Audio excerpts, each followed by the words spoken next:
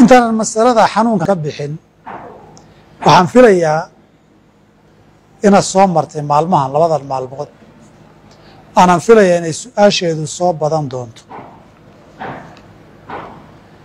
xanuunkani waxaa la yidhi qofkuu ku dhacay dad baa u dhintay, qofkiina in la ag mara lama ogola oo dhib baa dadkii ka soo gaaraya.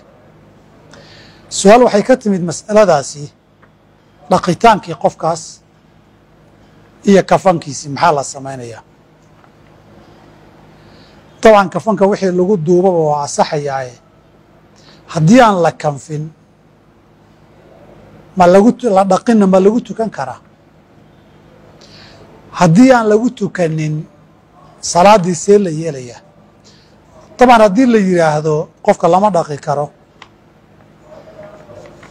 lamana taaban karo, lamana arki karo, lagumana tukan karo, maamuladu iyo dowladuhu dadkii ay u diidaan sabab kastaba ha keentee, qofkaa xukunkiisu xukmu salaati lghaa'ib buu noqonayaa. dadkuna waajibkii inay dhaqaan oy kanfaan ahayn way ka dhacaysaa, waajib aynan awoodin weeye. salaadana sidii qof meelaan looga tukanin ku dhintay weeye, salaatulghaa'ib baa lagu tukanayaa. ama wakaa waddanka iyo magaalada ay ka dhacday dhacdada ha lagaga tukado, ama meelo kale ha lagaga tukado. haddiise salaada la isu ogolaado oo la yidhahdo inta ayaan loo dhaafin, isaga oon la dhaqin baa lagu tukan karaa. sideedaba meyd aan la dhaqin ama aan la dhaqi karin horey u soo martay, waana wax siyaabo badan u dhici kara. qof baa guban kara, qof baa intuu dhinto muddo kadib la ogaan karaa meydkii oo bololay oo isku dhexyaacay oo dhacaan noqday oon laba taaban karin, loo dhowaan karin. qof baa waa damba la arkayaa isagoo lafan noqday, qof baa loo cabsanayaa qofkii dhaqi lahaa oo xanuuniya looga baqaya. intaba fuqahadeena iyo axkaamtii hore way ka hadleen, cuduradana waa dhici jireen. musiibooyinkan kale ee gubashada iyo qof dhintoo muddo kadib la ogaadana waa dhici jirtay weligeed.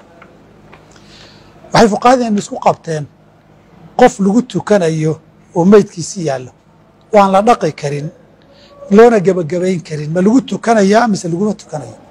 masala khilaafiya. fuqahadeena shaaficida qowlka muctamadka ah, qaarkoodna khilaafka kuma jira ay soo guuriyeen, way isku xidhan tahay in la dhaqi karo ama loo gebagabayn karo iyo in lagu tukan karo. waa markuu xaadirka yahay ee joogo.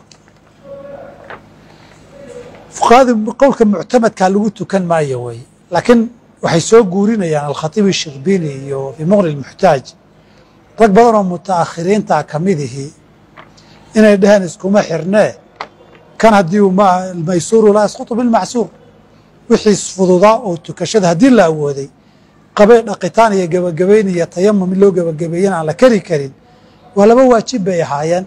mid haddii la awoodi waayey midka kalea la iska doonayaa, waa lagu tukanayaa. sidaasayna raggii ka dambeeyey u bateen.